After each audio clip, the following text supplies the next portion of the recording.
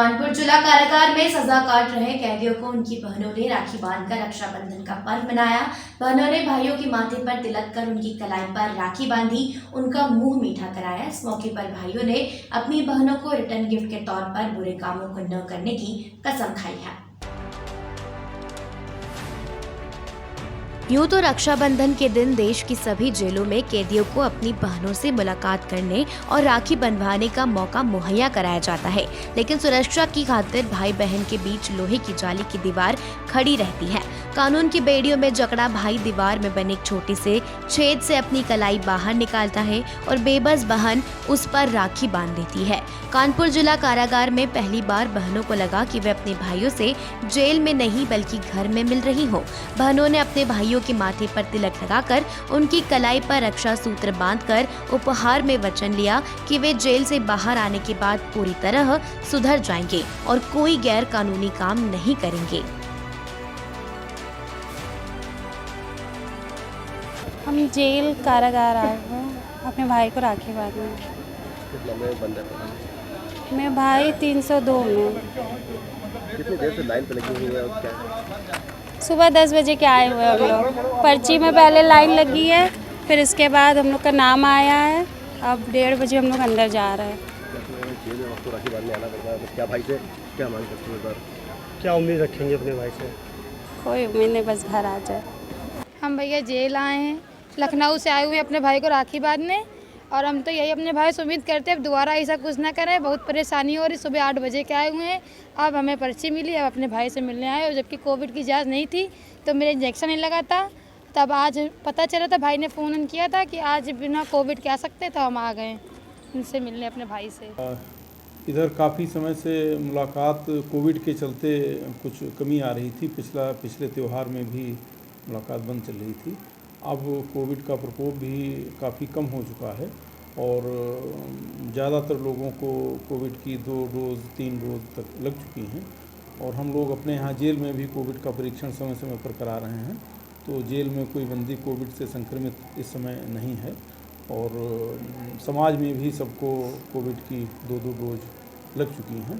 तो उसके चलते इस बार सही प्रकार से जो रक्षाबंधन जिस तरह से होना चाहिए उस तरीके से मना रहे हैं। हमारे यहाँ जिला कारागार कानपुर नगर में वर्तमान में जो बंदियों की संख्या है वो लगभग 3000 है। तो इतने ज़्यादा बंदियों को देखते हुए बड़ी संख्या में मुलाकातियों के बहनों के आने का अनुमान हम लोगों ने लगाया था। उसको देखते हुए हम लोगों ने सवेरे से ही 7 बजे से एप्लीकेशन लेने की और मुलाकात शुरू कराने की योजना बनाई थी और लगभग 8 बजे से हम लोग मुलाकात करा रहे हैं। इस समय तक हम 1:15 बजे हैं और 5 बैच में 5 शिफ्ट में मुलाकात करा चुके हैं और जो आंकड़ा हमारे पास है उसके हिसाब से अब तक 774 लोगों की मुलाकात बहनों की हम लोग करा चुके हैं। योगी सरकार का माफिया पर एक्शन जारी है। इसी के तहत आज प्रयागराज पुलिस ने पूरा मुक्ति के कानपुर हाईवे से सटी माफिया अतीक अहमद की 6 बीघा जमीन को पुलिस ने कोर्ट के आदेश पर जब्त किया है। ये जमीन की कीमत करीबन 24 करोड़ रुपए बताई जा रही है। पुलिस ने इस दौरान जमीन पर बोर्ड लगाकर सूचित किया कि ये जमीन माफिया के कब्जे में थी, जिसको अब जब्त किया गया है। पुलिस ने जब्त जमीन पर ढोल नगाड़ा भी पिटवाया और अनाउंस करके इस कार्रवाई की जानकारी लोगों को दी है। पुलिस के मुताबिक अतीक अहमद की ये जमीन करीब 24 करोड़ रुपए की है। आजादी का अमृत महोत्सव एवं हर घर तिरंगा अभियान कार्यक्रम के तहत शुक्रवार को मरकरी चौराहे से पुलिस लाइन तक हाफ मैराथन दौड़ का आयोजन किया गया।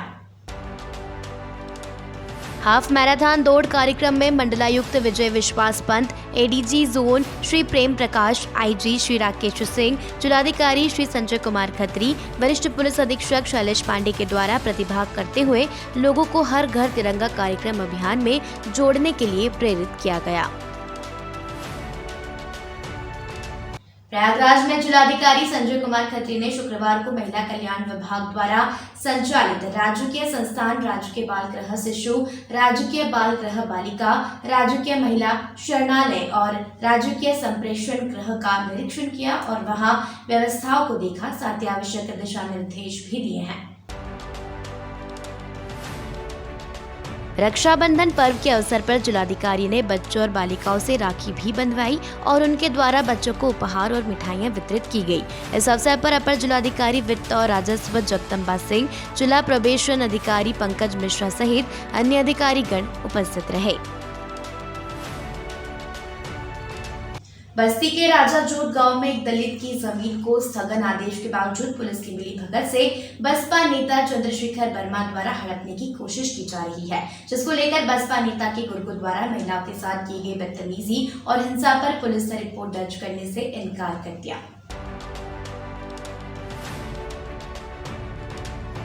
बस्ती के राजा जोत गांव में एक दलित राम बोध की जमीन कप्तानगंज थाने से लगभग 300 मीटर दूरी पर बालिस चौराहे पर है, जिस पर राम बोध द्वारा न्यायिक उप जिलाधिकारी बस्ती के न्यायालय से स्थगन आदेश है, जिसके बावजूद भी पुलिस की मिलीभगत से बसपा नेता चंद्रशेखर वर्मा के दबाव में जबरन पुलिस द्वारा कब्जा कराया जा रहा है। पीड़ित ने सीधा आरोप लगाया है कि कप्तानगंज पुलिस बसपा नेता के दबाव में है। उसका कहना है कि जब वह घर पर नहीं था, बस्ती चला गया था, तब जबरन घर में घुसकर कब्जा करने की कोशिश की गई। जब घर की महिलाओं ने विरोध जताया तो बसपा नेता के गुर्गो लगभग 1 दर्जन से अधिक लोगों ने महिलाओं के साथ बदसलूकी की, छेड़खानी की, मारा पीटा और उन्हें असलहे से दौड़ाया।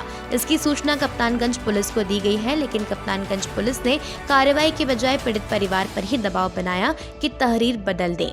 बसपा नेता के दबाव में कप्तानगंज पुलिस है। इस संबंध में जब थाना अध्यक्ष कप्तानगंज से बात की गई तो उन्होंने कहा कि यह मामला मेरे संज्ञान में आ गया है, अब देखते हैं। अब सबसे बड़ा सवाल यह सामने उठ रहा है कि क्या इस दलित परिवार की FIR कप्तानगंज पुलिस दर्ज करेगी या नहीं। यह सवाल उठ रहा है क्योंकि बसपा नेता सत्ता में गलियारों में पकड़ काफी मजबूत है।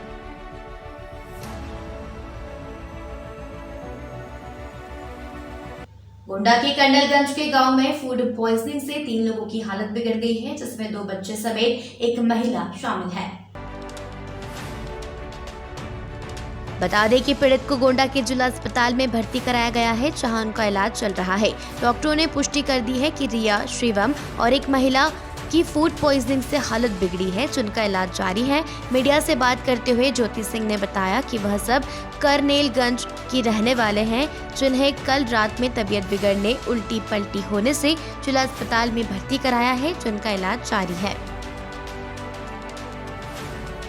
गोंडा पुलिस ने अपर पुलिस अधीक्षक शिवराज के पर्यवेक्षण में सुरागसी कर गश्त के दौरान वाहन चोर गिरोह के 2 सदस्यों को गिरफ्तार कर उनके कब्जे और निशानदेही से 6 अलग चोरी की गई मोटरसाइकिलों को बरामद किया है। पूछताछ के दौरान आरोपियों ने बताया कि यह मोटरसाइकिल हम अपने गिरोह के अन्य सदस्यों के साथ मिलकर जनपद गोंडा और आसपास के जनपद से चोरी की है तथा आर्थिक लाभ कमाने के लिए मोटरसाइकिलों के नंबर प्लेट बदलकर उसे बेच देते हैं। पुलिस टीम द्वारा गिरोह के अन्य सदस्यों की गिरफ्तारी का प्रयास किया जा रहा है। अभियुक्त गणों के विरुद्ध थाना कोतवाली देहात पुलिस द्वारा गिरफ्तारी और बरामदगी के आधार पर अभियोग पंजीकृत कर विधिक कार्रवाई की गई है।